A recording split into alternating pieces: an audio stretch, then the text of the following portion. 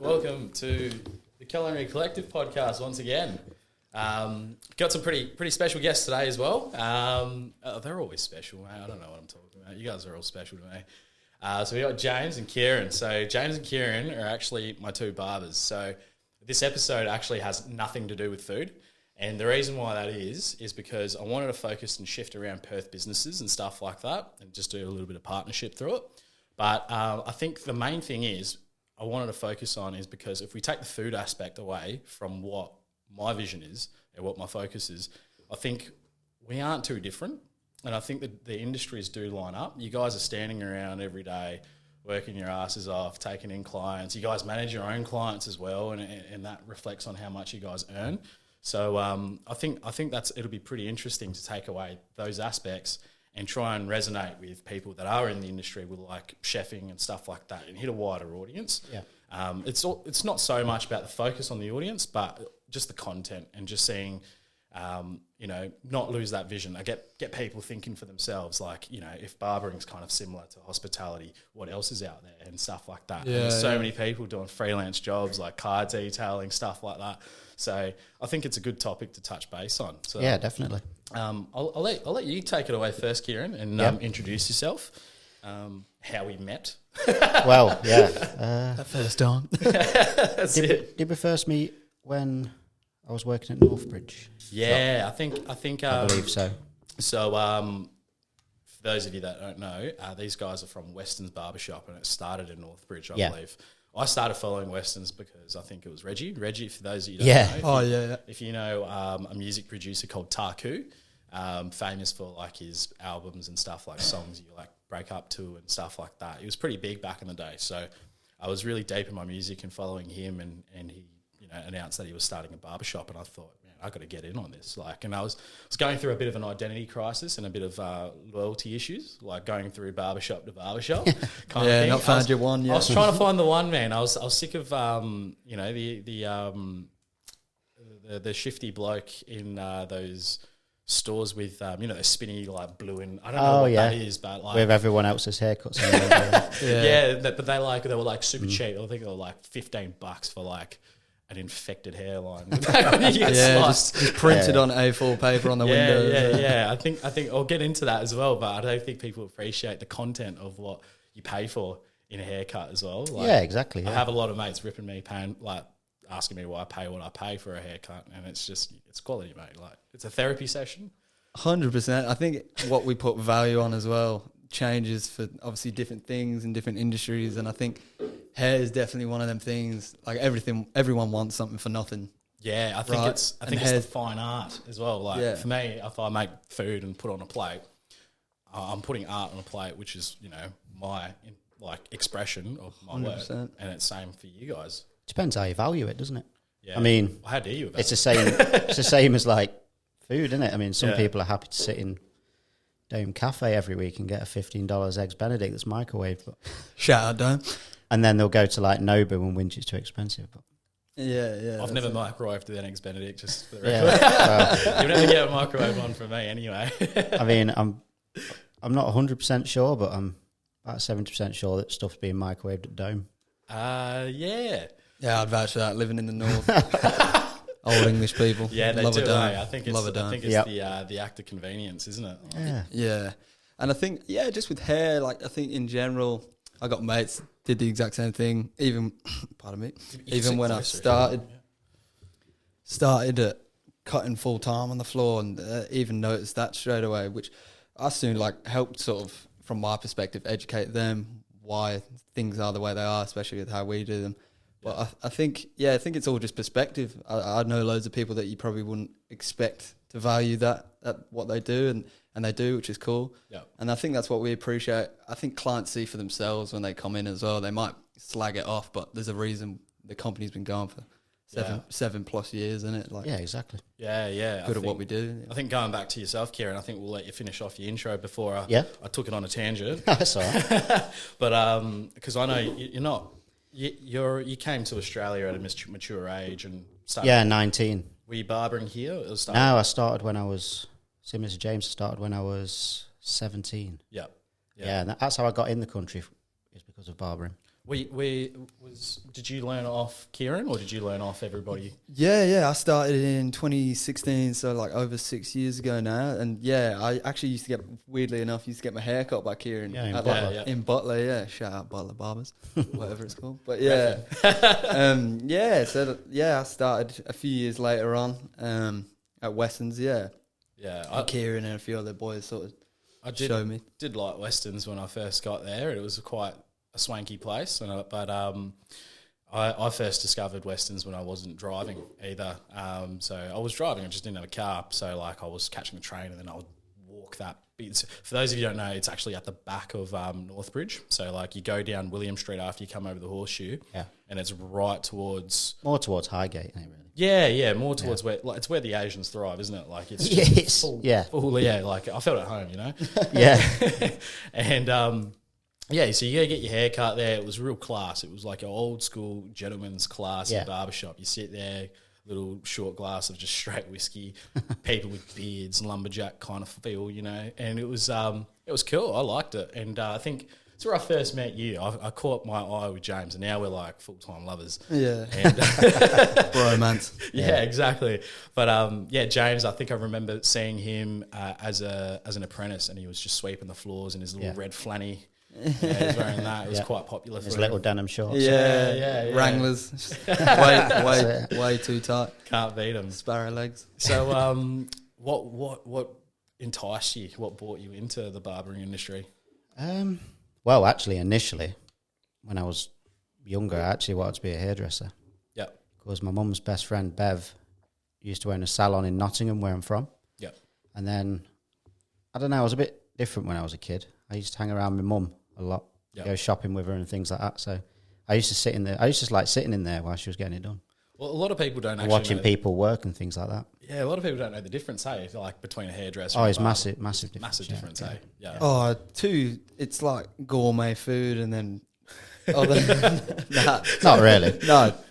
It is. I'd say it is. Like, different styles of food. I shouldn't have said gourmet. Different styles of food, like one cuisine to another. They're both food, but they're completely different things. Different, I guess, disciplines. Yeah, different techniques, different everything. Yeah, for sure. And what about yourself, James? What about your intro? Yeah, man. So I sort of grew up in the north of Perth, sort of. King of the North. Yeah. So yeah, kind of just getting my hair cut, bouncing from barbershop to barbershop, and kind of just finishing school. Didn't really know what I wanted to do, but I was standard old, same into like fashion and style and clothes, and same thing, man. I always just enjoyed going to the barbershop. I always found it such a cool experience. Like a lot of customers will be able to tell you that when they go into a cool barbershop. Just that experience would be the best way to put it. Yep.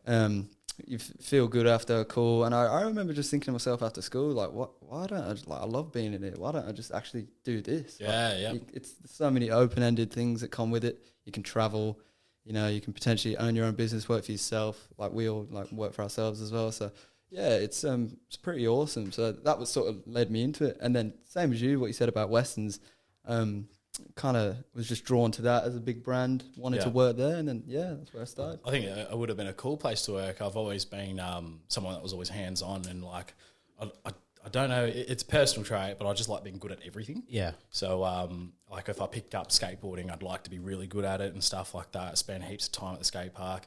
But I remember like there was like, I think you guys had an ad for like an apprentice barber, and I was like, I want to do that. But I think with the responsibilities I have in my life, I can't keep picking up things and just being an apprentice for like ever, you know. So I didn't get the chance to do it, but it's something that I would like hands-on like to master.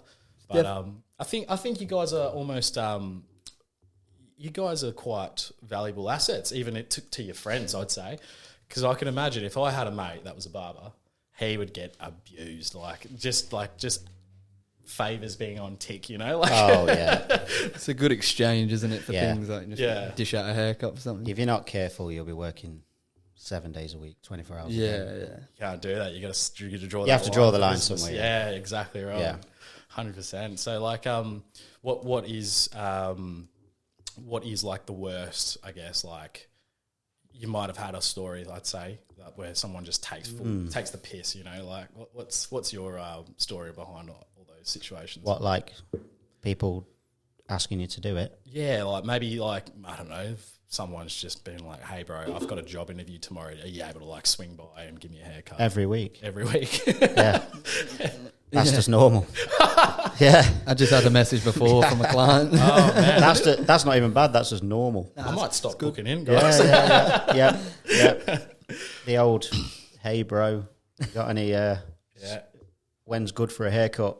It's like, well, I don't know. Check the booking system. You literally I have had no that idea. Like the other day. Yeah, such open-ended questions. Yeah, it's like, I'm here 5 days a week. Like, so any of those days is good for me. It would just be like I mean, if you had your accountant or something. If you were just to like to them at 10 o'clock on a Thursday night, hey man, when you're free when's good for a tax return? And they're just like, well, I'm watching a film with my missus right now. The problem's not now. Yeah. Just before like the tick over to like the end of financial year, someone's just already like messaging like prefabricated. Yeah, like they've not planned anything.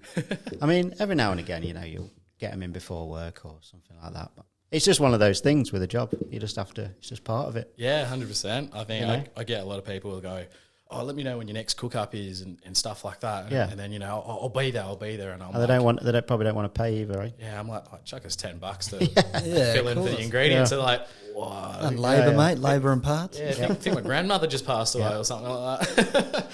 I think it's because it's such a social job and you build such relationships with people. I think it's obviously a very good thing that they feel they can just ask you because obviously it's how we make our living. So the fact that work's always going to be around, like, you'll never go hungry as a hairdresser or a barber. But I think it's probably like more of a compliment. Obviously, at times it might not be like the best thing ever when you're busy or whatever. But yeah, I think because they feel so comfortable, which is a good thing. So definitely that probably adds to it but like Kieran said, that's just part of the job. And there's benefits, isn't there? Like people look at me and they go, oh, you're a chef, like and you're not fat. And I'm like, well, I was fat when I was a chef and you don't get fat through eating the food that you have at the restaurant, or tasting your food and stuff. You get fat because you get home real late and you order Domino's. Yeah. And you don't want to be doing your job. That's probably like the most common misconception, isn't it, of chefs? 100%. I think people think that like they'll work in this like Michelin star restaurant doing all this crazy stuff and then they'll go home and just do that at home. It's like, nah, they're probably knackered. Right. The last thing they'd want to look at. Something quick to eat and then go to bed. But you guys have bowler haircuts all the time and it's always fresh. Well, I mean, it's like the equivalent to, I guess, you being able to sit down your lunch break and have one of the other chefs cook you a really good meal. It's the same with us. Yeah. But is it so much like, do you guys is it like, oh, well, we're running a barbershop. If you've got shit haircuts, people are going to like look. Well, there is that. Yeah. You don't want people coming in. It's like, I don't know, you've got to look the part, haven't you? Yeah. Whether people like to admit that or not, you do.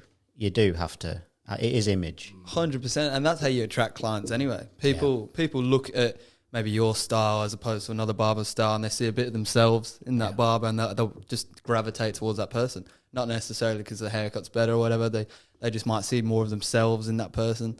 But definitely looking the part too because I guess you're trying to reflect your own personal image to then translate that through the haircuts that you do. Yeah. And the reason I think, just to clarify as well, people are just going to think I'm justifying why I have you guys on. But no, I think I wanted to clarify is because with the hospitality industry, I would probably say any person in the creative arts, I would happily invite if it were up to me, if I create the rules and the standards and say, you guys are a part of hospitality as well, because you guys do serve the people, you guys do dish out. Our job's a weird one. It flies under all the radars, really. It doesn't fit into any bracket. Yeah. It's like you won't get invited to hospitality events but it is very customer related and it is kind of retail hospitality. Really. And I think for you guys to get a bit of a voice, like if you don't get invited onto like another podcast or something like that, I'm not going to wait and rely on somebody to give you guys that chance to talk about your work because it's something that you do appreciate. And I think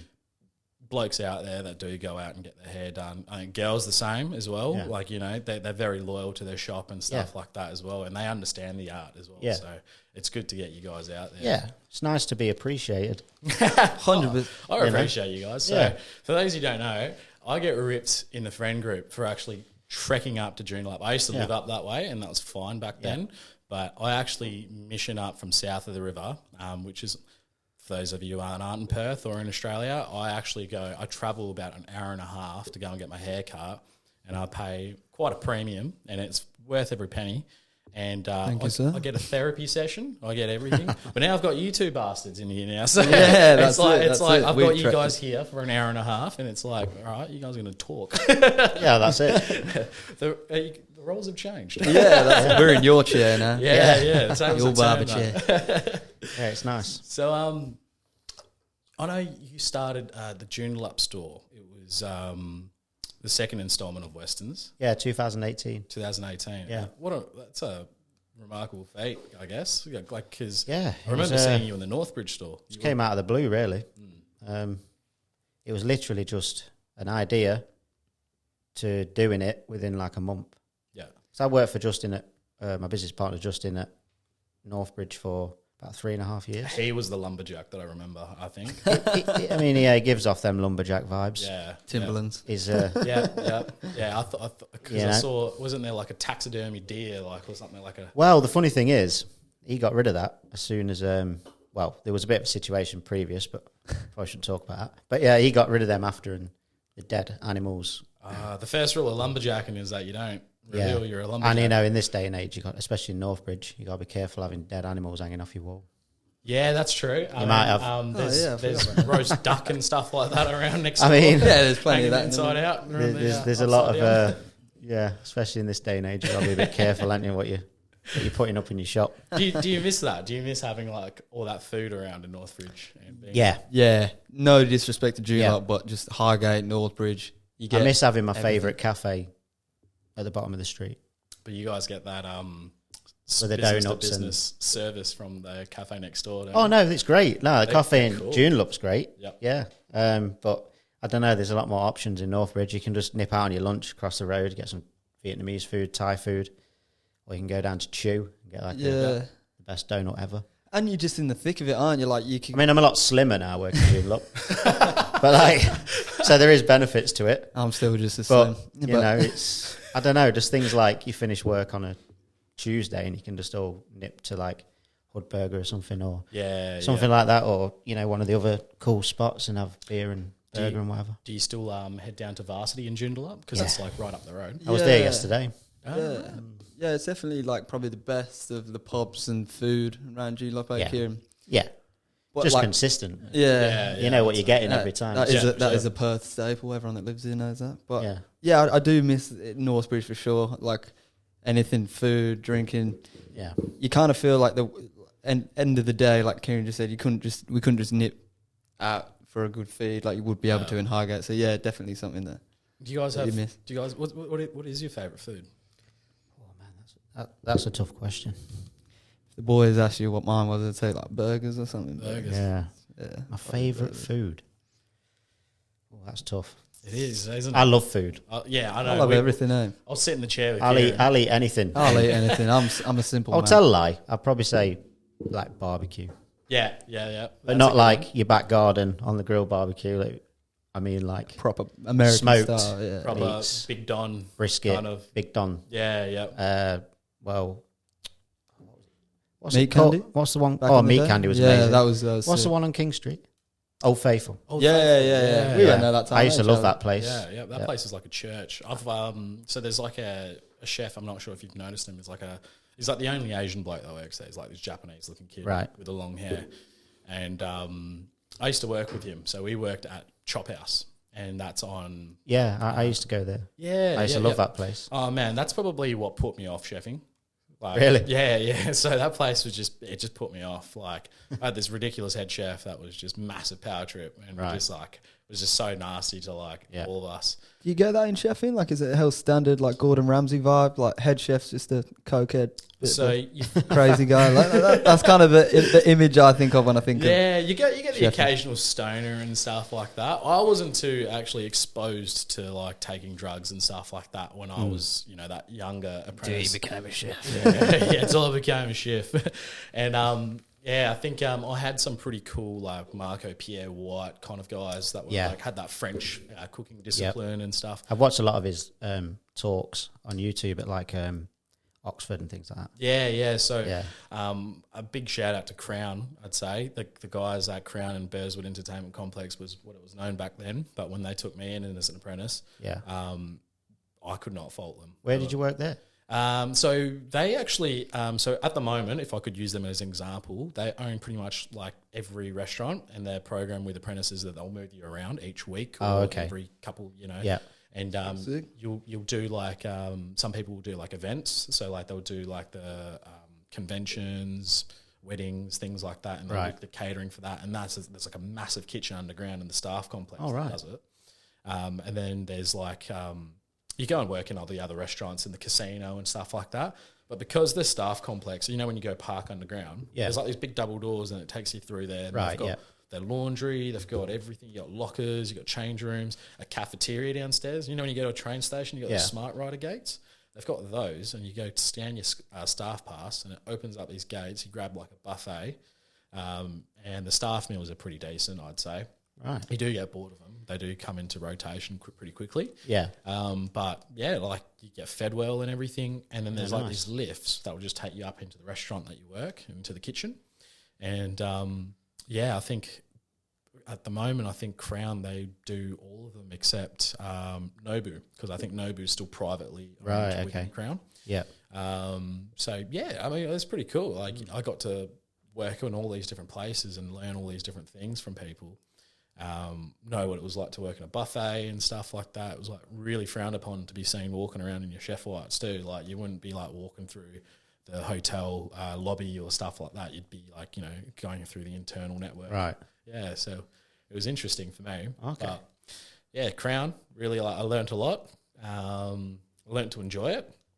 And then there's places that I've worked that's just like sucked the life out of me. Oh, soul draining. Same with me, mate. I've worked in shops that I'm just like, is this even what I want to fucking do anymore? Like, what am I doing? Yeah. But shopping centres takes the art out of it, kind of thing. Like the whole reason you did it in the first place. Like, it takes the you do it because you're a creative person, right?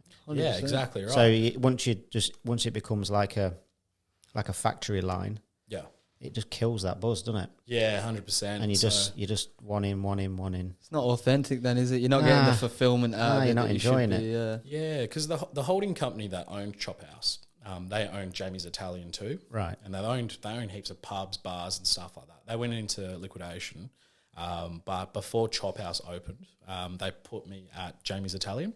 Right. And I worked with some of the chefs there and stuff like that. And I just felt like you go there to become a chef to die. Like, it was like, I know people that do work up in the mines and stuff like that, and they say, look, they just go there and they're just working at like the small sites. There's big sites that people really do enjoy working at, but there's the small sites that people work at, and they tell me that they really hate it because they're just manning like a flat top gas barbecue, making brekkie for all like the rough blokes that flipping come eggs, flipping eggs, fly a day, boys. And you have to like, because you're like cooking on a mass scale, no one likes running eggs and stuff. Like you're flipping every egg. I think it's with any creative job, isn't it? I think when you've got that part of your brain, I was talking to someone about this the other day. Like we couldn't ever work in a 9-to-5 office job. We'd just get depressed. Yeah, because that's not how our brains work. I do that.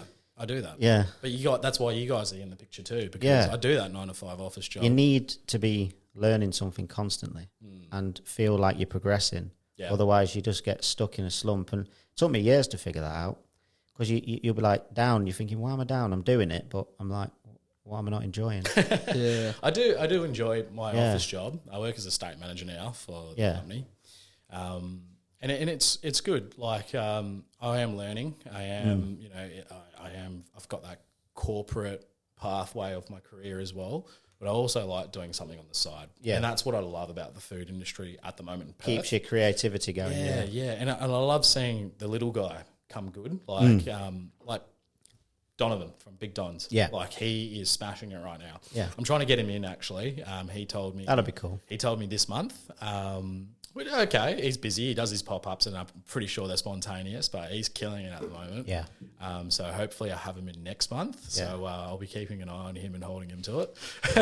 That'll be a good one, because following him on Instagram, he has very strong opinions on things. So he'd be quite fun to have on here. I totally agree with some of his opinions. Like he's not afraid, is he? No, you got to be though. You got to be, because you've got to contest the norms. You've got to contest the norms of what these like there's like Perth is okay and stuff like that, and like the Urban List and stuff. There's like these journalism companies. They do great, awesome. They're awesome for small business. They handpick though who they promote. I'm not sure what. Yeah, see, that's the thing. That's what I was going to touch. They 100% do. Yeah, you reckon? Yes. I don't know what it is, but they have missed out on Dom. It wasn't He until wasn't really happy about it. It wasn't until I opened Journal Up, and you try and get in touch with these certain people or pages or whoever, and you try and get them to give you a bit of a promotion, and you get no reply. Yeah. Then you'll see other things, and it's just they're just plastering it all over. And I'm thinking, well, your idea. I mean, we're going down a different avenue here, aren't we? But like, this is what annoys me about this thing. It's like everyone should just be helping each other out, but it's not like that, unfortunately. It's just by no means. It's what you know and who you know. It's who you know. That's always been the way with things. I guess. By any means, if I become successful, I don't want to have. I want to still stick to my personal roots. Yeah, like I don't want if my friend that runs a business and I can see them and if I can give them a platform to reach my level or get to where I am, I would stick my hand out and help them. Yeah, I pick them up. And that's what it's all about. I think that's what it should be all about. And coming from food, like it's always about unity and trying to bring everyone together around the table. I think that's what it always should remain as. I agree. Yeah, for sure. Yeah, I think it's definitely important because that's what makes, I guess, you who you are anyway, the people that you initially surrounded yourself with and businesses as well. So I think, and that definitely corresponds to the hair quite well. Like it's very sociable connections. We know everyone that does everything, don't we? Exactly. Like you become like a general knowledge wizard because people listen to us as well, weirdly. If we recommend somewhere, they will go. What you guys did with this particular business, with Salisbury, with Cotton, you guys absolutely, I loved how you guys conducted yourselves in that way and like helped promote his business and stuff like that. And got friends, aren't we? Yeah, Salisbury's, what you do. And Kyle's we've been friends for years. It's like, why not? Yeah, why not? Yeah. Right, exactly right. Shout out to Salisbury's. Yeah, shout out to Salisbury's. Shout out to Salisbury's Barbershop. And it's like, why not? Like, you come from the same city. You're on the same team. Yeah. Like, everyone's, that's it. Doing the same things. It's good to see your friends successful, isn't it? You can't be like that in business. You can't be like, everything's for me, fuck everyone else. Because you got to help people out. Yeah. Because eventually you're not always going to be good.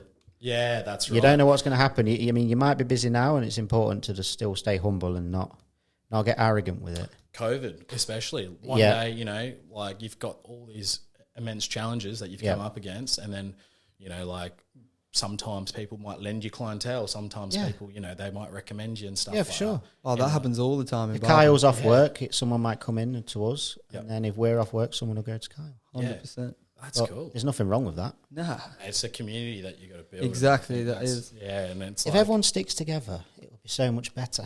Yeah. I don't think a lot of people realise that. There's enough people out there. I think Perth's so small that it has that competitive nature about it. It's such a young city. Everyone doesn't need to be. Everyone's on the rise, but it's a growing city, isn't it? Like there's so many people moving here. I think what the misconception is like, businesses competing with businesses, you see each other as competition. It's not really viable anymore. We've got such a large population here in Perth. It's like there's plenty 100%. To go around.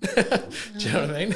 Like there's no point. I don't see anybody as competition. Yeah. It's not a competition. Yeah. You're just trying to earn money to support you and your family. Just for the record, there is no barbershop cartel where they drive-by shootings. Yeah, there's no 5 barber families. we all meet on a Sunday afternoon in suits. I actually am very jealous of the community you guys have through your barbering. Well, that's just been created over a long period of time. From originally just creating a good work environment. You guys organic, that's it. Yeah. Your Christmas parties. Yeah. Bloody hell, man. Bloody hell. They're wicked. So these guys, these two gentlemen here, they go to Bali and they take everyone with them. And I don't know what goes on, but I know I do see photos of everyone in a pool around a couple of floaties. What happens in Bali stays in Bali. Random girls in some photo. Who knows? Never. I think it's just testament as well to like what Cairan just said about the originality and the organicness. Like that is just mates going away together. We just happen to work for each other. Like I think if it says a lot about you and how you want to conduct your business too. Well, without the staff, I make no money. Yeah. That's what a lot of people forget. Yeah. If I was working the shop on my own, I'm not going to get anywhere. Yeah. So I can't, if I don't look after the guys or girls, whoever it may be, who are helping me, then you're not going to get anywhere. Out of principle, I know money does come first, but I love how you guys aren't just about the money. Like you guys are very humble people and stuff like that. And I think the best way to translate this is getting into the content of what you pay for. Yeah, with Westons, right? So I come there and I pay a pretty penny. I've got a beard as well, I'd say haircut on its own, very reasonable price. It's not that expensive. I just get the beard done as well, so that's what bumps it up in price. So my brother goes, and I'll use my brother as an example, and he looks at my haircut every time I come back and I see him, and he's like, oh man, that does look sick, kind of thing. And I was like, where'd you go get yours done? And he'll go down to like the Shifty Barbershop down the road, and he'll get his haircut, and I'm just like, boy, you had a different barber than last time, didn't you? And he's like, oh yeah, man. He's just, that you sit in line and there's that hawker and he's just like, who's next? Yeah. He gets picked by like the wrong guy and he's like, fuck. Dude, sweating. The new guy's just like, you next, bro? Yeah. And he comes back and he just rocks it. But I'm just like, man, you got to come down to Westons with me one day. And like, he's just like, yeah. Like if it wasn't so far, I'm like, man, it's worth every trip. Well, he can go to the Northbridge one, can't he? Yeah. It's not that far. No excuse. You'll still get looked after in there. Yeah. I've got a few mates that still go to the Northbridge one and stuff as well. And I'm trying to get my other mate to come down because he's Serbian. Yep. So I think to remain a Serbian, you have to have a fresh fade. So he's got a street cred to uphold. So I've been telling him, I was like, man, you got to come with, Yeah, for sure. So what's it?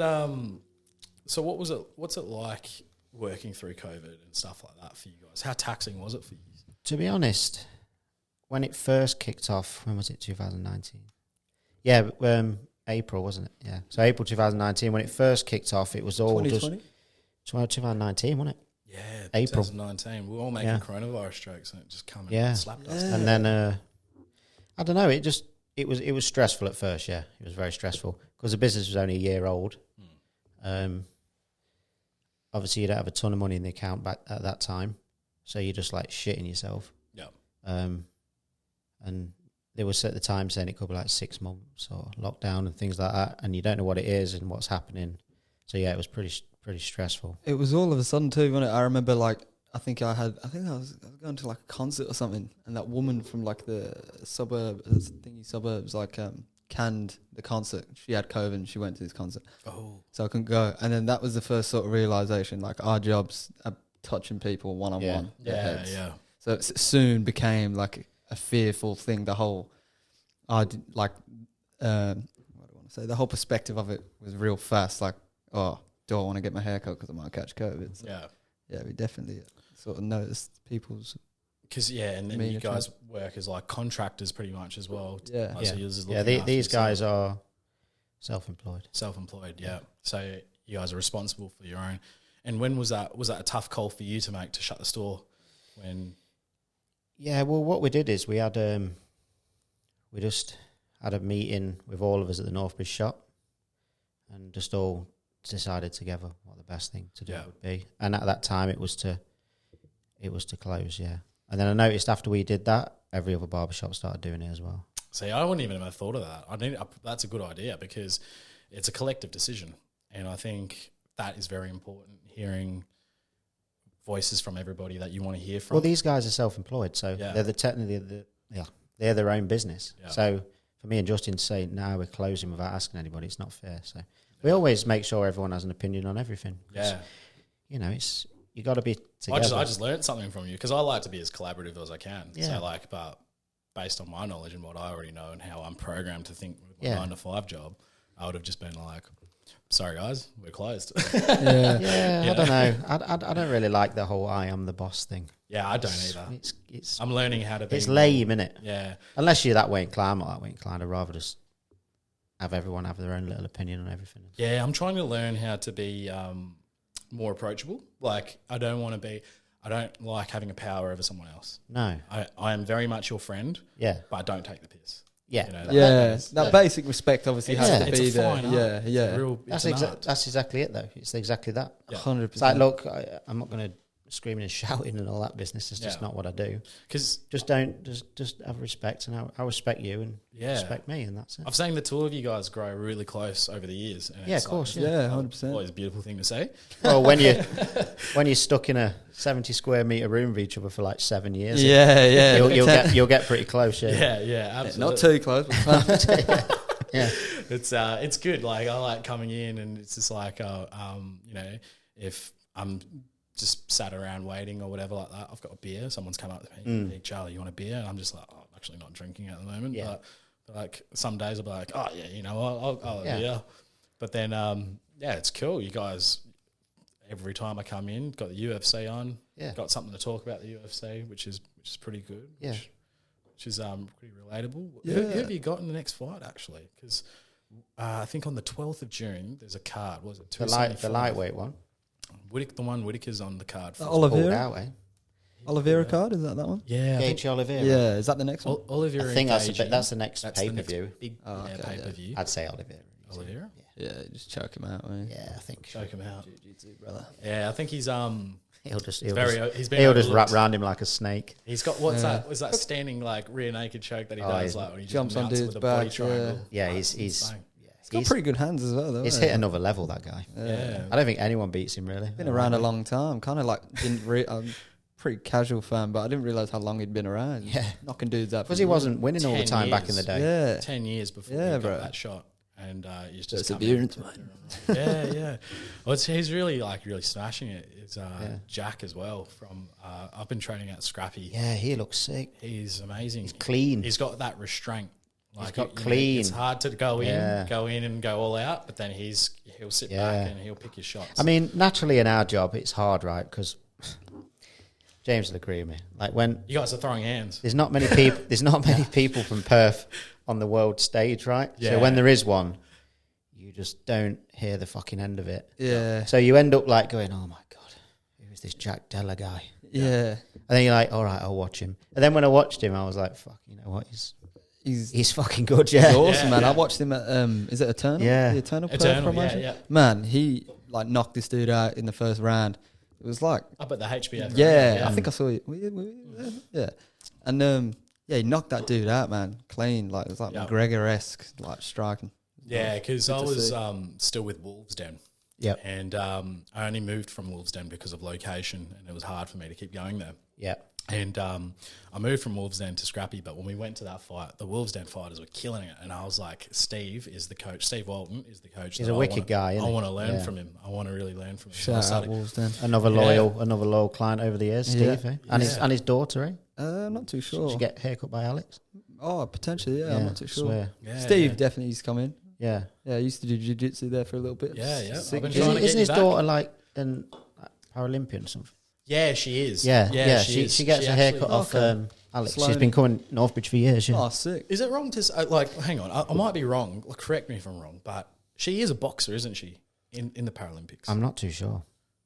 I'm not sure what discipline she does. Yeah, but I know she's quite successful. Yeah, because even Courtney Martin, that trains under Steve. Right. She just went in and she just wanted to do it for fitness and stuff, and she's fighting for the one championship. She's like full champion in there, right? Is she a champion in there, or she? No, she's like climbing the ranks. So yeah. She's had 2 fights, and I think the first one was a little bit rocky, but she didn't. It wasn't like she wasn't fighting a nobody. She went in there and fought like someone that was really, really good. Yeah, and she lost that one, unfortunately. I'm not sure how her second fight went. But I've also been following Mini T because he's up at Scrappy as well. And I watched his first one with Rod Tang. He fought Rod Tang. How did he go in that? I was amazed. No, he didn't. He lost by points. But that guy is just... He went... Yeah, he was the first bloke, I think, to go in there and just give him a good run for his money. And they scrapped it out, both bloody as hell. And... that bell rang, and straight away, both knees on the ground. They just both started showing respect to each other, kind of thing. That road tank's like made out of oak or something. It's something. Have you ever watched him? My God, he's like some Thai boxer or something. Yeah, but he's like just someone hits him, and you're just like, oh right.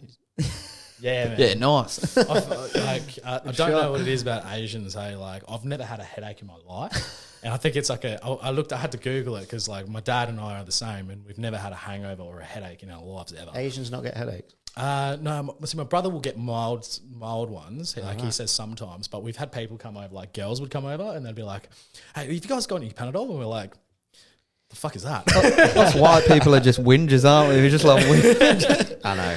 Because we paid the price because when I got COVID a couple of weeks back, it was about like a month ago, and we had no Panadol in the house.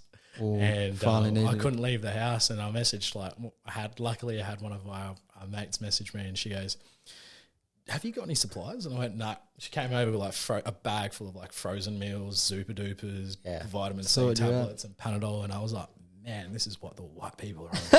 This is brilliant. Mate, white mates even having. we grow up with like a Tupperware box full of medication. Yeah. Just hypochondriacs. Your mum has everything. Yeah, my mum's a nurse, so she was kitted out. I was on Calpol early. Do you know what I want to touch on? Is like in a world with no internet back in the day. Oh, what a world! I was probably by Morse code or like fucking messaging crow or something like that. Pigeon. Yeah, like Game of Thrones. I think we just spoke to each other, didn't we? Weird. No, well, my Probably nan. better, Right? Did you ever go into like one of your grandparents, like those Danish cookie tins, and you open them up? Yeah, it's always full of sewing equipment. Yeah, like full of needles. Yeah, like a big circle one, and you're like biscuits. Tell me that. It's a phenomenon, bro. Like, that exists. Yeah, when was it biscuits? Yeah. At what point was that tin of biscuits? It never was. It was just always there. In England, it was a tin of roses, wasn't it? Cadbury's roses. And you're always like, fuck yeah, it's some chocolate. And you open it, it's just like sewing equipment. Here it'd be like Arnott's. It'd be like a box of probably like Arnott's or something. If anyone's watched the last couple of episodes of Top Boy in the new season, shout out like that biscuit tin. He's got a gun underneath it. Oh, yeah. The pastries there. Shout out Kano. Kieran hates him. If I had a skit, I don't hate Kano. If I had like a comedy skit. I reckon a comedy skit with my nan. She's like, "You want a cookie?" And she like opens it up and it's just like sewing needles and stuff. A full sweatshop inside. No, that was a cool scene in Top Boy. I think that's right. Oh, they always have boiled sweets. Yeah. Well, I'm not English, so like the boiled English sweets with like sugar on them. Yeah, always next to the bed. Like fruit pastels. They're just hard candies, aren't they? Yeah, rock solid. Yeah. When you've lost your teeth. Yeah, or candies or lollies as you call them. You Brits love that, hey? Yeah, like those just the candies with like that are just I don't know. Like I go to a British like wine gums. I just feel like I'm in Harry Potter. Do you? Come off the trolley, dear. Yeah, like chocolate frog. But well, we do have chocolate frogs. We have Freddo frogs. Yeah. They're worldwide though. They're probably not unique. Because I had no idea. I hadn't even watched Harry Potter until I love Harry I think it was Potter. December. It's the best. Yeah. Harry Potter is just my childhood growing up. At late every year, just go watch a new one. Yeah, Harry Potter. Sick.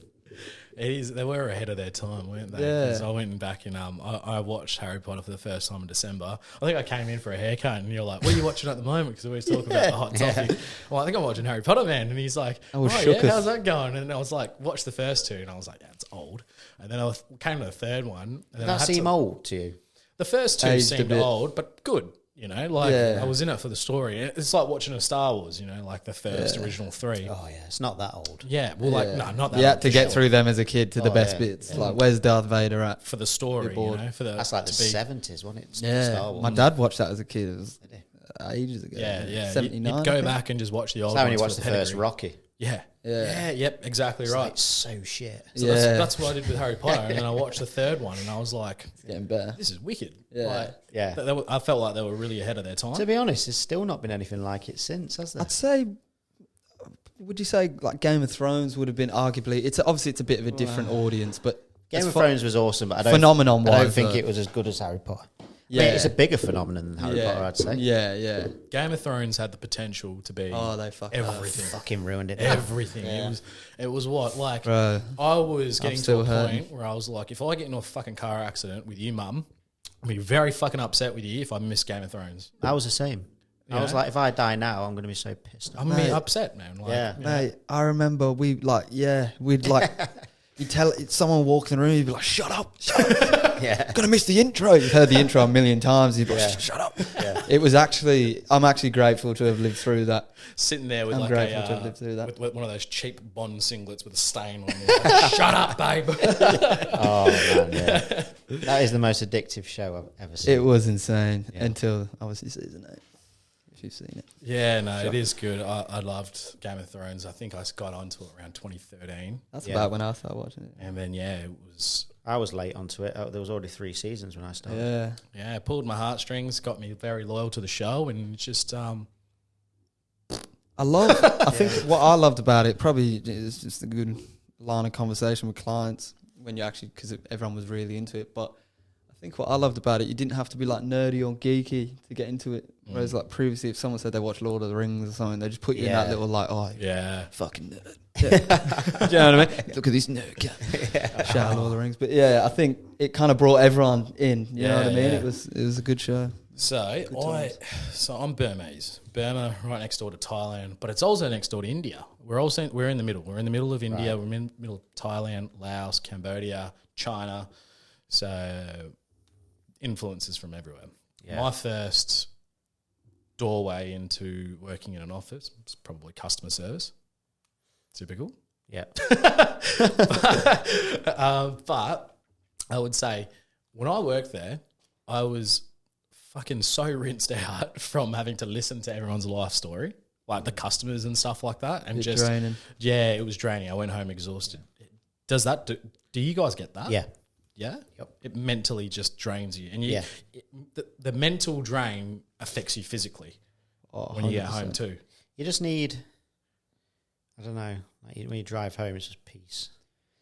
Yeah. Like I've dated girls before and they just don't understand. Like when I get home and I'm just quiet for like an hour and they're just like, what's wrong? It's like, nothing's wrong. Just give me an hour and I'll be fine. You need to just decompress. There's so much going on in your brain. You don't want to date someone that works in childcare or, speaking from experience, man, I've seen girls that have worked in childcare and or are school teachers. I'm not saying anything. And I'm not mentioning any names either, but shout out to the childcare. There's nothing wrong with it, but from my personal experience, I'd get home and I'd have a shit day, and they have a shit day too. Fair is fair, you know. I'm not here to slag anyone off, but it's hard to switch off from work mode when you get home. Yeah, and I was on the shit end of the stick of that because I didn't switch off from work mode, so I was still talking in somewhat of an Anglo-Burmese to Indian accent, asking her if she, upselling her things, and she was talking, checking her broadband speed. But like I was getting spoken to like a child. Like, that would have been all right, guys, dinner's ready. It's on the table. Come on, line up. Show of hands. And I'm like, I was just like, oh man, it's hard and like. It's so challenging trying to like balance your work and life home. Yeah, definitely. You kind of obviously have to be yourself. That's why when you're a barber, you always end up dating hairdressers. Yeah, because they get it. Yeah. They get it. You can relate all the time. They get it. They either are a hairdresser or they used to be a hairdresser. From Cairan's all the time. I had a very big misconception of the people I worked around as a chef because I was so young.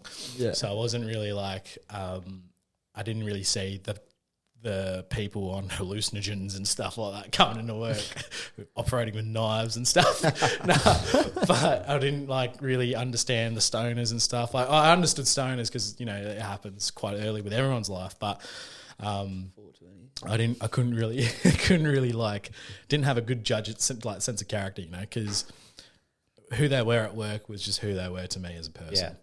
But now I go back and I speak to them when I'm still in contact with them and they live the most colourful lives and I'm just like, man, I'm so boring compared to you. Yeah. Like, I'm not on that Tell you, man, it's that creative thing again. Yeah. Where there's creatives, there's going to be drugs. Is, a lot of drugs. Well, it's expression, isn't it? It's an outlet of like you just said, you're like expressing yourself through your work.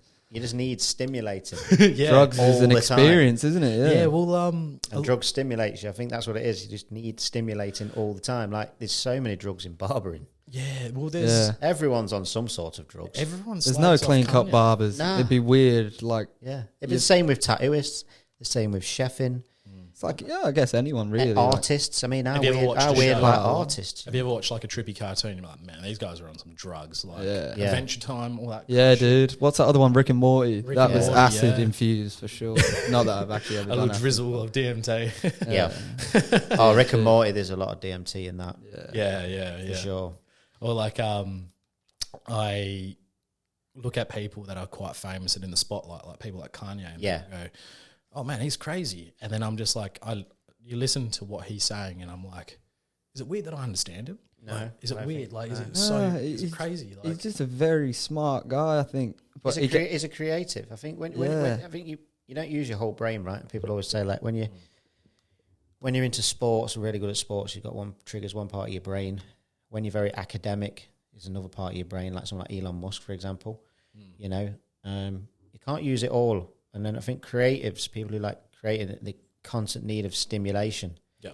So I think, and you're not necessarily, creatives tend to be very introverted as well. yeah, Like they're not loud, they're very quiet in themselves people. And I think that's all Kanye is. yeah. I think it's just because he's in the spotlight, he just gets hammered constantly. Yeah. Because he's forced to speak, this mad shit just comes out. But all he wants to do essentially is just be left the fuck alone yeah. to do his thing, what he 100%. enjoys doing. He doesn't yeah. want cameras in his face. I mean, I'd struggle with that. Yeah. I think we all would, Like celebrities are weird dynamic. Yeah. It's like they get put on this weird Imagine like pedestal. every single day, and then you say one thing bad just one day out of the blue. It might just be like a fit of rage or just one thing, and then that just gets picked up. Well, you're held accountable forever for that. How much dumb shit do we say on a daily Mate, basis? I say some dumb shit. I just say like dumb everyone shit else. all the fucking time. I've said some dumb shit in the last 50 If minutes. I had cameras on me all the time, man, I'd be Yeah. that's what it cancelled for sure. Yeah, but that's what it is. I think it like your expression should be raw, like and like authentic. it should be authentic. You're not allowed People to should express yourself anymore, though. No, it's so This is the hard. problem, man. It's so Yeah. hard. Like, You're not Maybe- allowed. You're allowed an opinion only if it fits into a certain Category category of of what's what right, people believe should be your opinion. yeah. And you're not allowed to say anything else. But yet people say we've got free speech. We fucking have not got free speech. Well, we don't have it in Australia, and I think it's I don't think you have it good. anywhere I think- anymore. But freedom of speech is a tricky one because Very tricky. I think a lot of people, I do believe that people deserve to have some sort of a freedom of speech, Yeah, but of I've also course. believe that people that do spread the wrong thing, especially like misguided Information, misinformation and stuff like that, is a very dangerous thing. But do you not think that the person reading that should be able to judge whether they believe that's right or wrong themselves? Yeah. Yeah, I do, Yeah. but some people don't, and you see that already with a lot of misinformation that goes on about health kicks and diets and things like that. You know, COVID even, like Yeah, I mean, but there's enough information out there. You should be able to think for yourself a little bit. You know, I mean, I don't know. I just think like you I get where you're coming from. Yeah. Are the people that do take the misinformation serious enough? Are they going to do enough damage? I think it's also identity too, or like what your own experiences, right? Like everyone's gonna have everyone's got their own perception of the world, and I think it's good to have, obviously, like you said, it's a fine line with free speech because people just push hate, which is never good. But I think, like Cairan just said, I think that having the choice of deciding for yourself and with information that you're presented with, everyone's got different experiences. My right from your right could be different, or based literally off experiences. I feel like it is a tricky one, especially with world events and stuff. But I think expressing yourself, it's got to be authentic. That's why off the bat. Australia is such a beautiful place in so many different ways. Like, no one here is safe. Do you know what I mean? I'm brown, I'm Asian, I'm European as well. Like, you just can't not offend somebody. Like, I'm sure you guys get it, getting cold palms, things like that. Yeah. No one is safe here in Australia. But it's the thing is, It's whether you choose to get offended by it, though, I guess. Exactly right. So I think there's a lot of people that are offended for a lot of other people when they don't need to be. Yeah. I get that a lot. Being Like, offended's a choice, isn't it? Yeah, a lot of people are like, I'm so sorry, man. You don't deserve that. You know, like I've got that growing up with racism and stuff like that. But I'm just like, you know what? It was actually pretty funny. Like, I'll back it. I'll give credit where credit's If due, it came from a 100%. good place. If it came from a good place, 100%. And you're close with that person. is something that people come to Australia and you do not get the sense. It's an acquired taste. Yeah. It's a flavour. You know what I mean? Like it's It's you don't want to grow up in a country full of the same types of people. Though. No, you got to have boring is that. Oh man! Imagine growing up somewhere and never meeting anyone else from any other culture, any other background. You just. I mean, imagine England, right? Yeah. I mean, English people are renowned for all this sort of stuff, and then it's just like, well, without any culture coming in, we'd just be eating fucking meat and potatoes. It'd be boring. You know what I mean? Be all as pale as me. With no seasoning. Well, I learned that from a young age because I thought I was always right, and I wasn't. I would never like listen to. I was very arrogant. I wouldn't listen to people and their opinions because I always thought mine was better. Yeah. And I dated this girl and she was like, "Let's go to Bali," and I'd never been before. And she's like a Bali heavyweight with like 13 tours. So She's got all the Bali belts. Yeah, Bali veteran, mate. And I was like, "No, why would I want to go there just to pay for a flight ticket? Like, go over there and see people that look just like me." And she was like, "No, well, you don't understand. You've never been." So I caved. I went, and I got out of the plane, of the airport, and you just get that waft of carbon emissions, and it's like mixed with incense. This is Burma on a good day, So I was like, well, let's go out, smash it out. It gave me I was overwhelmed because I was ignorant and I couldn't believe it because I was in the taxi going towards the hotel, traffic, everything. I was looking at all the the ambience, everything like that, and I was like, I'm so at home right now. And then it wasn't until I got to the hotel and took my luggage and everything, unpacked everything, and just finally just chilled out. Had a knock on the door, and this Indonesian guy comes in, and he's like looking at me, and I look at him, and we both freeze. And he's armed with a can of Mortein, and he just starts speaking in Indonesian to me. I'm like, "Oh no, brother, I'm Australian, hey." I turned Australian so fast, man. And he's just like, "Oh, I just want to spray your room from Aussies." He's like, "You're not Indonesian?" I'm like, "No." And I looked over at my missus like, "Babe, can you come talk to this guy? You know a bit of Indonesian, don't you?" And she just came over and just actually spoke to him in what she knew, and then he just did his thing and left. And I was like, I love it. Yeah. I'm here in an Asian country, but I don't speak the language. It's like playing Halo on fucking hard. The weird dynamic. Yeah. It was like my life on just an extreme difficulty. Getting mistaken the whole time. Humbled Your whole the shit trip. out of me. I was like, this is a valuable life lesson. Yeah. But have you guys got any holidays planned? I'm going to Bali Speaking in of Bali, June. Yeah. That's somewhere I'd like to go again, to be honest. Oh man, I love it. I've gone mad with Bali, Yeah, I love it. Yeah. Beautiful place. You just got to figure out where to go and where you like, and then once you've done that, it's amazing. What's it like for food for you guys over there? Oh, the food's incredible over there. Yeah? Yeah. Yeah, food's lovely there. Yeah. I've definitely learned a lot more in my few trips I ago. think people go and they see the way it looks and think it's a bit dirty and stuff, but it's a beautiful country. the food there is incredible. Oh, they've got stuff that we don't even have here. They've got dairy. They've got better seafood, yeah, which is weird. They do in a way, but then also you have to be very careful with it as well, and where you're getting your food from. Yeah, well, you wouldn't eat it down Poppy's Lane in Cootie, But you're probably some street food in Seminyak or Canggu. Again, just a little bit of common sense, Yeah. Pick your battles, we were going to, big shout out to Alley Cats in Poppy's Lane. Oh, Alley Cats, doubles. We've all been there. Go there, get the. If you want to get sick, there's your place. Bit of pool.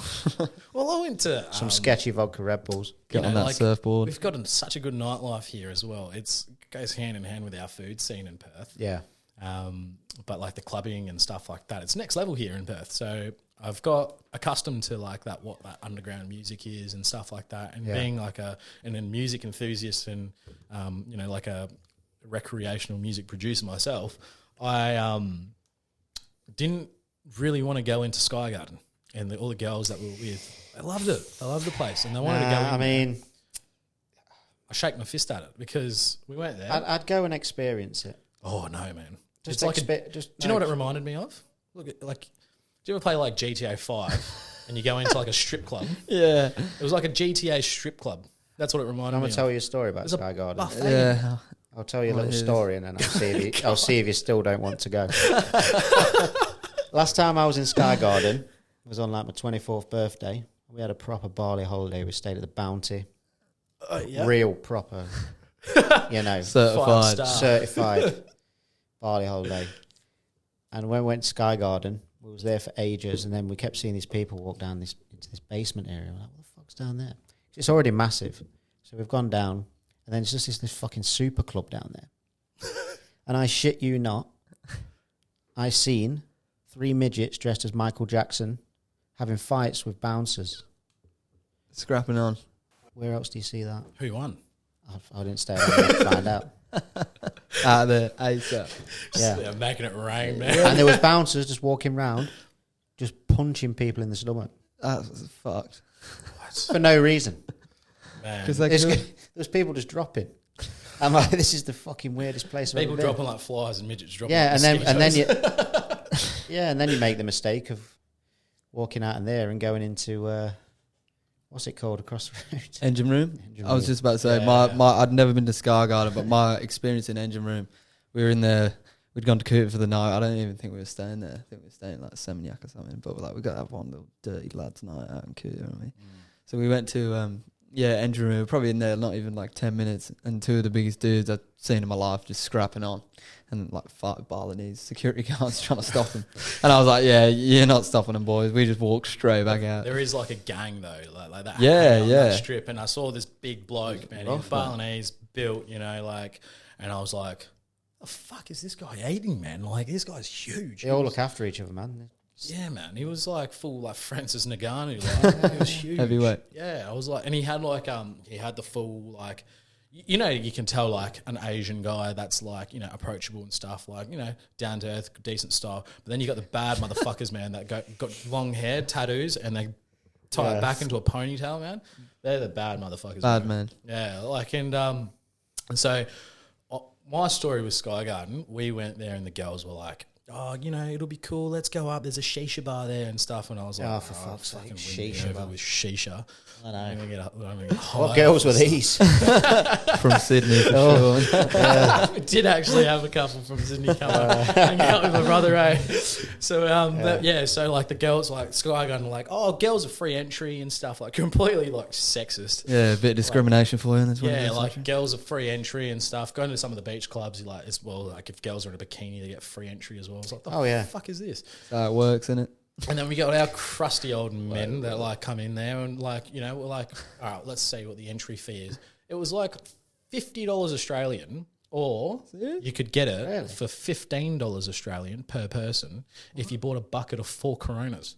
That seems like a pretty easy Limit choice. of 4 per person, you know, like 4 people per bucket. So there were like 6 of us. So we had to buy like 2 buckets, and then we're like, okay, there's the first of our hurdle. See, girls are already in there like waving at us, hurry up. So we're like, all right, cool. You're just stood on the side as doing all these maths. We're like, See, I'd have just gone. I've got this bucket, a handful of Balinese cash, trying to fucking organise myself. 4 Coronas, no worries. Forgetting how much it is. You got that imported liquor tax as well. Yeah. So I went over there Not bad, and fucking, you know, like trying to catch up with the girls, and they stop us again. They're like, sorry, you have to wear a shirt, and the boys are in singlets. It was like fucking 40 degrees, man. What, in Sky Garden? And what night did you go on? Oh man, I don't know. It was probably a rip-off night. Yeah, I think you went on. When I went, it was free, and we got free cocktails all night. I was fine. I was in a shirt already, so I was already there, sitting with 2 buckets of beer, waiting for the boys. It might, you know why it might be? It might be because you look Balinese. No, we'll see. This is where I'm getting Thought at, they'd right? look after them better if they. No, some places don't like the locals going in, do they? Oh, okay. Yeah, well, like, they no, not? I didn't get charged, but my brother did. He was Yeah, wearing a okay. singlet, and all the other boys were wearing singlets, and they got to buy. They had to buy this shirt, like a plain white shirt, but it was a V-neck. Oh, I know, a promo Full shirt. Jersey Shore, yeah. I know the one. But it was like Guidos. It was like, I think the owners, because he was a You get them with every hair product, don't you? Yeah. You remember? they were actually cotton Sleeves on up branded here. ones. with the brand on there, yeah, in the Yeah, middle. Yeah. They were actually cotton on branded ones, and so you could see that the product was coming from Australia. Yeah. And I had to buy it, and then like my mate was just like, they just looked so funny, and I was just like sitting there by the door, and I'm just like, Team Burma has really copped an L here. Like we've been out shifted, Out hustled. we've been finessed. Tell you what I love in Bali, La Favela. It's like a big adult tree house there. Yeah. Sick bar. I'm not there, Seminyak. though. I've been Really really cool. wanting to go to that that one that's like convenience here in the city. It's like you go into that convenience. Yeah. I've still not tried that one in the city yet. Is that any good? I've never been. It's like a milk door or a cold fridge door. Yeah, it looks like a convenience store. Yeah. You walk through one of the drink Yeah. things. It's a cool idea. Yeah, Same in Bali, like you were saying though, Charlie. I might go there today, actually. That's in Canggu. I might or go there something. today. Charlie, I walked past that. Never went in. But I was it's an irrelevant point, but I have seen it in Canggu. It's like exact same concept as that. So like hidden door in Canggu. I think that's probably where they got the inspiration from. Maybe. Yeah. I always, my first day in Bali, I'll always get a taxi and I'll go to one of their big shopping centres. I thought he was about to say something else. Starts with an F. I've never actually, I've never been into a gentleman's club ever in my life. Fuck off. Neither. I've never been. I actually, honestly, hand on heart, I can say I've never been. Neither have I, funnily enough. When you should say that. I've never been a gentleman in one of those clubs either. Yeah. Disgusting. Yeah. No, I've never been. Hey, it doesn't appeal to me, to be honest. Nah. Just like the DJ with grey, long ponytail hair. There's no DJ in there. Nah. No, not that I've been. But Not that so I've heard. there's no DJ in there. I don't know what gentleman's club. This sounds like a nice gentleman's club. Yeah. As a I don't know, DJ, man. you I know. have to stereotype it from Hollywood because I've honestly never been inside one. No? No, I've Well, been. gentleman's club's a nice way of putting it. I've actually been very close because like a couple of mates have dragged me in, and I've like been in the line to one. I think it was what's the one on? Are we talking about a strip club? Yeah. Oh, I'm not talking about a strip Oh, club. what were you talking about? You've never been in a strip club? I've never been in a strip club. I thought you meant like a... You're brothel right or there. something. Nah, yeah, Charlie, give us a James hand in. is like the fucking... There's some technical difficulties. Trying to fight it.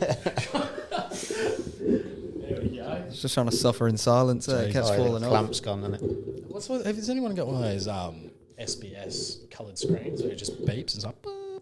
What's that? It's like what is that? All those screens that say "We'll be right back." Oh yeah, like an edit over. Yeah. Oh, the old... Yeah. Like the news. Just play some white noise. Fuck, I'm useless. Sweet, cheers. Yeah, no, Bali. A lot of good beach clubs going around there, though. Beach clubs, yeah. Beach clubs are they were pretty sick. I got absolutely fuck-eyed at Mississippi. Oh, with the diving board. Yeah, so Oh, that's the best place. well, I have no disregard for my life when I'm like In absolutely on the source. I'm a coward, so I don't go there at all. So I went up there and I just like Yeah. did like a full like backflip just first Did try. you? Yeah, just like went off and just like Last time we went, there was that Asian guy stuck up there. Do you remember? No. In and his one Y jump off. fronts, Yeah. and he was just up there for hours. It's tall, man. Because Yeah. there's two, isn't there? There's like the little one and then there's the bigger one. I went on the little one, man, and I'm that's giving him horrible. shit, but I have no interest in jumping off that. But no, I do remember that actually. He was just stopped Everyone there. were cheering him. And everyone's like, Yeah. come on, man. And they just got to the point where everyone was just trying to be like supportive, and they just got past the point where everyone's just like, right, you're doing my fucking head in now. Yeah, Just jump, jump bro. off. There's three kids well, behind it him was just kicking gathering him. too much. He just hype. went up there And froze. and I just think. got stuck. Yeah.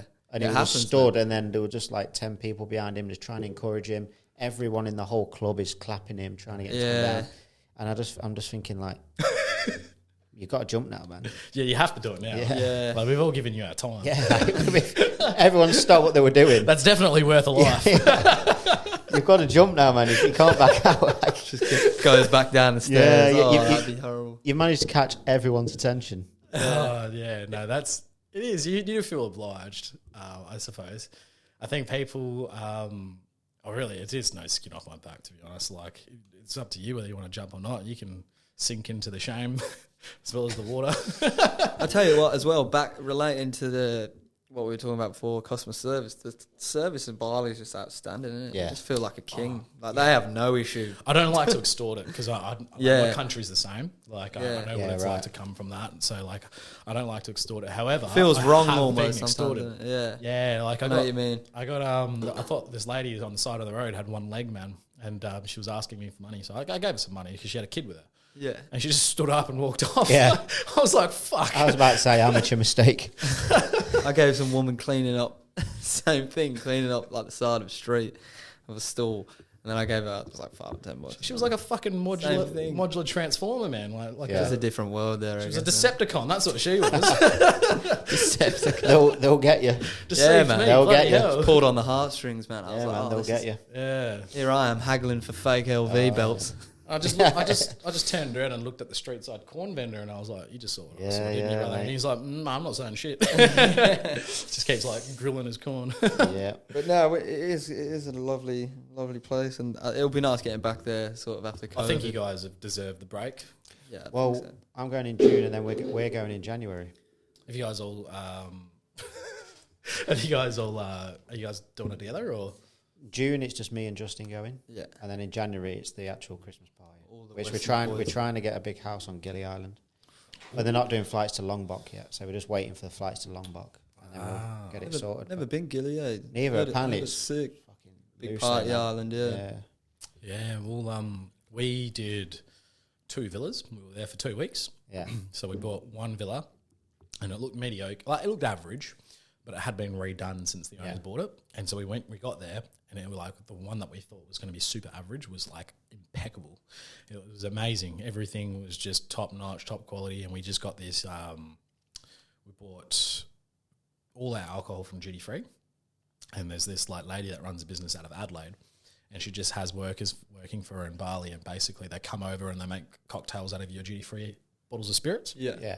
And for like 3 hours, they just pump it out while you like just chill by the pool, and they come and bring all their mixes, coconuts and stuff, and they all clean up. And we just got absolutely ruined. Like, could not remember shit. Like, I don't know if we had like the old Bill Cosby roofie like put in there or whatever, but I was swiggity swooty.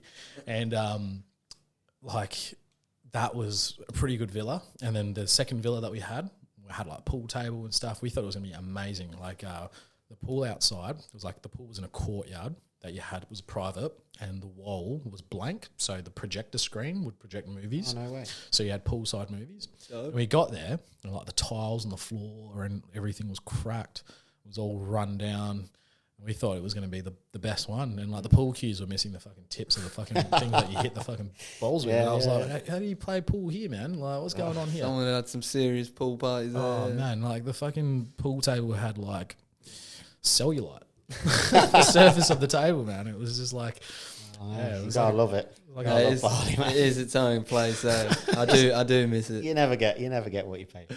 Nah. Not when it comes to the villas. It's either fucking really good and you're like, money, or like you get that one we stayed in the first time. There was like no fucking sunlight. Yeah, there was like a corner of this pool, and by day like 5 were all just hung over and coming down off the big one. Oh man, there's just this like little bit of sunlight coming down into this pool. And we're all just like defeated, man. The second one was sick though. We learned our lesson. Yeah, the second one was really good. Lots of sunlight.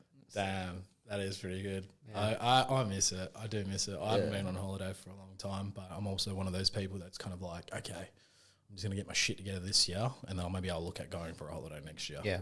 Well, you can make what you want of it in Bali, can't you? Like, you can go with a partner, or you can go with the lads on a trip. Big lad trip. On a bachelor's expedition. That's it. Stag do. That's it, mate. Well, nothing's happening here, is it? So that's it. May as well try in another country. You know, so the dating pool's dry at the minute. Yeah, bro. It's not much water in it. Restore order to your love life. To the watering hole. It's like knee height at the minute, isn't it? Have you got any favourite places that you'd like to go and eat here in Perth at the moment? I miss meat candy, bro. I really miss that. Whoever did that, please bring that back. That chicken sandwich what was his name? Unreal. What was his name? I can't remember, but it was just a really cool. Was it Ash? Spot. No, Adam. He used to come get a haircut. That's fucking pretty rude not remembering that. Yeah, he used to come in all the time. Really cool spot there. What was that? He used to work at Ace Pizza as well before that. I think you were saying that, yeah. And he opened Meat Candy, which is amazing. And he only ran it for a few years, but it was just so sick. Like, had like this little bar at the front, and then obviously did like the real cool. I'm going out for lunch today. Where are you going? I can't remember. Find out. You're going to get burned at the stake, mate. Yeah, if I could eat anywhere, Charlie, it would be back there, bro. It was really good. Have you been to the Hummus Club? Yeah. Did you ever go there? I went once. Really cool, like tapasy joint. It was on That's William shut down, Street. eh? Yeah, on William Street. It has shut down, yeah. They've come to the end of their quest. The owner of that was a really cool guy. He used to get his haircut by Sean. Cool. So we went to one of their closing nights, and it was like a set menu, and they had like a toast and everything, and it was real like super warm, intimate, but the restaurant was full. Yeah. But everyone was there to do the same thing we were doing. It was only tiny, wasn't it, really? Yeah, it was tiny, but it was big enough for what they were, and the food was... Going to La Chalita. They're really good. That's what Northbridge, that Mexican joint. Yeah. Heard of it, never been. I have been there before, actually. Yeah, they're It's nice. Tequila cocktails. Yeah, nice. Oh, yes. It's a bit of me, that. I'd like to try the food at the Beaufort and see if that's any good. Beaufort looks sick. Yeah, I went there. I really want to nice. go. A few bars I didn't eat, though. But it was good. Same owners as the Arbor, eh? Like the old synagogue and all that. It's great. Like, I love those venues, but like, come night time and it's like a Saturday night. Yeah. It's like, like such a grand venue, like 4 floors of just extravagant back-to-back food and dining and exquisite drink. It wasn't like that when I went on a Saturday night. Yeah, well, come really Saturday night, it's just 4 floors of absolute gurning. There was like kids in TN hats with like rat's tails hanging out the back. It just turns into like a club. Yeah, but you just think, how they couldn't have tried any harder with the decor to deter that sort of clientele, when you can't. You can't. They're everywhere. They're gonna get in. It's just the new market grounds. Yeah. Okay. Yeah. Which is good for them. Yeah. Well, it's the same guys that run the Arbor. I love in Freer. Sick spot. That's a sick. Yeah, we've had a few good nights in there. Love the Sunday section. That cool little bar. I heard they got like a hidden one in the Beaufort as well. So we went up. That's where you were sick, wasn't it? Too many. We went to the Arbor and Big Dad just saw this line. You know, it just goes up to where the footy oval is. And we were like, there's no fucking way we're going to line up in that. And a mate of mine just approaches this guy that's like a bartender. He's just come out to do like, take the rubbish out and put it in the dumpster. And he approaches him, and I'm just looking at my mate. He like leaves me and my mate in the line. And I'm like, oh, fuck. I was like, I hope he's not going to go try and get us free entry. Yeah. Turns out Ian Young got us fucking free entry anyway, cut the line. And I was like, I just looked at him, I was like, bro, I'm never going to doubt you again. So he went up, top floor, outdoor smoking area to the left side, and it overlooks that. There's like a balcony that overlooks that, like footy oval. Yeah. There was this guy, man, just in full dress shoes, jeans and a button-up shirt. Didn't want to wait in the line, so he climbed up the side of the wall. I don't know what he was using. He must have climbed up a downpipe, and he just like comes over and we're just like, holy fuck, did you just climb that? And he's like, yeah, bro. Like, I think they're like going to kick me out soon, kind of thing. Like, and he's just like, and then my mate's talking to him. He's like, "Can I have a sip of your drink, man?" And he like just pulls his drink and starts like chugging it. We're just like, "What the fuck is going on?" Some characters out in Perth. Yeah. I've met a few characters. Just weapons of the sesh, man. On the nightlife. I love that about Aussie culture, though. We have that like 100%. Aussie larrikin kind of like sesh. It's like there's a fine line. Like, and there's a great. The beautiful thing is, like, you can see someone do something like that, and it's completely stupid. Yeah. But if it's if they put their personal, I guess, like, if they don't give a fuck and they do it in public, and it's a little bit funny, and they're not hurting anyone, you've earned the respect of the public. Yeah. People are like, "You mad dog, come and have a Dragon Ball Ciggy." Yeah, that's it. Do you know what I mean? That's like the whole. It is. That's hospitality. Yeah, that's it. Yeah, it's just like, I don't know. Yeah, like the more cooked you are, the more respect you get. Yeah. What do you mean you're sober, mate? It's fully encouraged, isn't it? Yeah. Which is weird, really. It is weird. The amount of heart-to-heart chats you have in a cigarette area. You can't beat that. I don't smoke cigs anymore, so I don't get to hang around in smoking areas anymore. It's a good. They used to be the best bits. Oh, it is the best, I reckon. Like, it's the best bit of a night, because you'll look back on a night out and you'll be like, that's what you remember, innit? Fuck, I wish I didn't spend so much time there. And then like you're like, you look back and you were like, you thought you were just, you've missed everything. Yeah, you think the whole event. You think you're there for 10 minutes, and you like, in reality, like, you're in a time capsule. You're just sitting there butched for the last like 3 hours. Dudes asking you about what they want to do with their hair next. They'll start telling you like what they want to do with their life, and like, you have some real D&Ms in there, don't you? We've all been victim to it though. Like, I've done it. I used to tell people lies in there. Back in the day when I used to go to like the Joondalup establishment. Oh, Dusk. Arcade, formerly Dusk. Well, I was at the Beaufort, man. And I had just done the first episode of this podcast. Yeah. And I love it. I love talking to people about it. But I had to talk to people about the same thing over and over again. Yeah. How was it? How did it go? Oh, yeah. Where can I watch it? That's our job. That's all we do. They're like, how'd you get into doing this? So I just told people I was a freelance biscuit designer. Yeah. And I would draw designs and send them off to Arnott's. Yeah. And if they liked the design, they would pay me. And they would print them. And I was I was responsible for the cut. Yeah. You know, the cut, the biscuit, and they were just like, fuck off, no way. Like, how long have you been running with this lie? I came up with it on the spot, you know, like it's brilliant. Hey, I can't rap, but I can freestyle some chrome off the dome, from just talking, just shit. Kind of have to, don't you? I think it's just transferable to any part of your life, like being a barber. You just small talk, obviously. Yeah, and with women. You just get used to it. You're so good at it with your job. You can just just come up with stuff. Yeah. I used to tell people I get a job on the mines. Yeah. He was like, "What do you do, bro?" And I'm like, "Oh, I work on the mines." So, I'm looking for some work on the mines. So, like, give me your number, man. I'll get you a job. Just the compulsive lie. I just used to I don't know. I just used to stand in the smoking area just thinking, what the fuck can I get away with here? That's gold. Yeah. Do you think you could get like a job up in the mines being like a barber or something? There is fly in, fly out barbering. Yeah, Is it? it's a weird Yeah, one. where is it?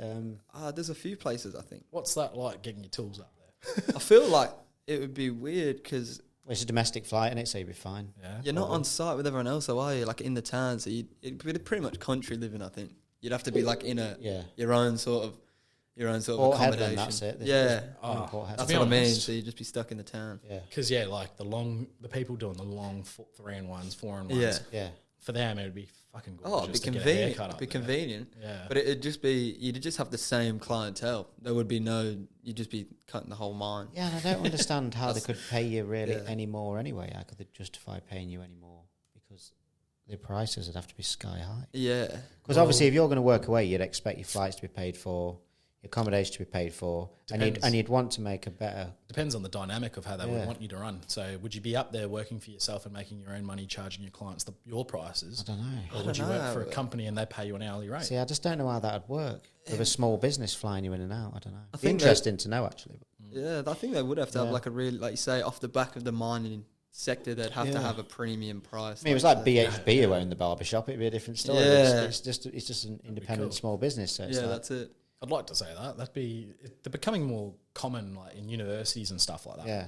Like they'll have open up like lolly shops, barbershops, things like that. Like I've got like sleep pods and stuff. Everything's becoming a bit more relaxed, you know. Like I wish I was studying. Yeah, I wish I was studying in an environment like that. Yeah, like that's where we've come to now as humans. We can't even get through a day without sleeping. yeah. What were you doing the night before? Fucking sleep pod. Yeah, I was just like, just sleep at night. You're just not making What's the wrong best with of you? your time. Oh, what would be my issue is waking up and not knowing where the fuck I am. The worst thing ever would be napping in a busy place and waking up. You're just like, what the fuck? Because you're all disorientated after a nap. And some people sleepwalk. I had a mate stay over, and I hadn't he was sleeping over on a Sunday night, and I had guests, and I was up late, so I was like, he went and seeked refuge in my room and fell asleep on my bed. And I was going to tell him, I was like, man, you can go and sleep on my bed, but he already beat me to it. He was already You let someone sleep in your bed? Yeah. Fuck that. It's south of the river culture, man. Your mate just sleeps in your bed? Yeah. I've forgotten washing my sheets and stuff, of course. Finding a couple of strands of his You can't crawl into another man's bed. It's a sacred What place. the fuck's that? It's a sacred put it place that to way. be. No, well, I mean, you can if you want, but Imagine it's a that. sacred place. Can I just sleep in your bed? Like, no. Well, You can't, no. You're on the couch. It's happened. And I was on the couch. Nice of you, Charlie. And it turns into like a sofa bed. Like it just pulls out from underneath. Yeah. But it's not one of those like bifolding camp trestles. It's like an actual proper bed. Yeah. It's awesome. And I was just sleeping out there, but it was after I went to go check up on him. So I thought he was coming out to the kitchen to go get a drink of water or something. Yeah. And he's just sleepwalking, and he just stands in the corner of in the hallway, and I just see this. He's 6 foot something. Yeah. This big figure with Mozart mullet. And then he just looks over me and he goes, bitch. Says it in a musical tone. And then I thought he was getting water or something, and I said it back to him, and he went back and goes to sleep. And then I thought, I spoke to him about it. I was like, man, you're funny, eh? And he's like, what are you talking about? He's like, oh, shit, no man. He's idea. like, he's like, man, I must have been sleepwalking because he's like, I do it all the time. Yeah. Oh, Parents tell that's me scary, eh? My brother pissed in the fridge as a kid. Serious, true story. Jared, my twin. Was he sleepwalking or was he just drunk? Yeah. Shout out to Jared. Shout out to my twin. Yeah. He walked as a kid. He walked down the stairs in England, and he walked past my mum was in the living room at the time. I bet he'll appreciate this. Yeah, he will. True story. And he walked straight into the kitchen, opened the fridge, proceeded to try piss in the fridge, in which he was stopped. So yeah, used to be a serial sleepwalker, Jared. I have very clear memories of when I was young, like very young, and my memory's been very good. So I have memories of me pissing in the bed with my parents when I was like a young kid. You remember? Yeah, you remember. Yeah, no, because I remember it because I did it with a big cheesy grin. And I was like, nah. Like a big grin of relief. I was like, yeah, this is the life. Yeah. Take that, mum and dad. Cut with that one. Made me go to bed earlier. Yeah. I've pissed in my wardrobe a couple of times, but I wasn't sleeping. Just highly intoxicated. Yeah. There's this fucking wardrobe goes to Narnia, like open up Kieran's wardrobe, goes straight to Murray Street. We've all been in them ones, haven't we? Oh yeah. You're in your room and you don't know where you are, what you're doing. Yeah, it's not the wardrobe Narnia. It's the wardrobe to fucking the Amber nightclub alleyway. That place. That big waft. You must just forget where you are. And just it's definitely just too far gone, isn't it? Yeah, it's turned into a pretty good pizza joint though, hasn't it? Yeah, Lucy's Love Shack. Oh right, is that good? Is it? Still not been as it's been. I've heard it is. I just don't want to ever go there again. I think they do like band nights and like emo nights. It's just too many weird memories. Well, I don't know what the concept is like. Is it still a dirty like drum and bass venue? No. Just pizza. It's like underground band. It's like a band, grungy sort of emo-y punk sort like of spot. The what's that place? Indie rock, whatever you want to call it. The one in East Perth, like McIver. Badlands. No, it's the other one. That's in like north. It's one like right by the train tracks. McIver Station. Not too sure. I'll have to come back to that one. Definitely not. Badlands is like near the train line, eh? DeVille's pad. Oh, okay. Yeah. It's kind of like that, I reckon. Is it? Yeah, but is that the one near like towards Metros? Yeah. No, not towards Metros. It's the other way, East Perth, like towards the stadium. Oh, okay, no, I've never been. And there's also like I remember when Jackrabbit Slims used to do food and milkshakes and fries and all that stuff. They're still doing that. Are they still doing in the diner bit? I can't imagine having a feed and just getting like doofed in your face. I know. It's just like the last thing you want. People coming up to you, maybe afterwards, but craving a kebab. Good food. Just being like, can I have a taste of your chips, bro? No. Shout out Slims. It does. I had a hobby of reading through menus, and I did read through one of the menus like in the earlier days, and it sounded good. Yeah, it's a cool concept. I had no reason to hate it. I remember first time going there, being like, "This is sick." Yeah. I think those guys sparked the alcoholic milkshakes for me, but now I don't even go near lactose because fucking does you? Yeah, you just shit yourself. Yeah. I know why the Chinese made tofu, not cheese, mate. Yeah. Oh man, cheeky Powerade at Slims, mate. Yeah, so coming close to our little hour and a half mark. Yeah. How'd you guys feel about the podcast? Yeah, wicked. Yeah, cool, man. Yeah, we got a little bit off topic, and I think I want people to listen to I want the audience to feel a part of the friend circle. I want it to feel like a 3 to 4 a.m. power hour after like a Saturday night out around the glass table at the back, like rage, like kick-ons. You know, like kick-ons. I wanted to bring that vibe. I wanted you guys to.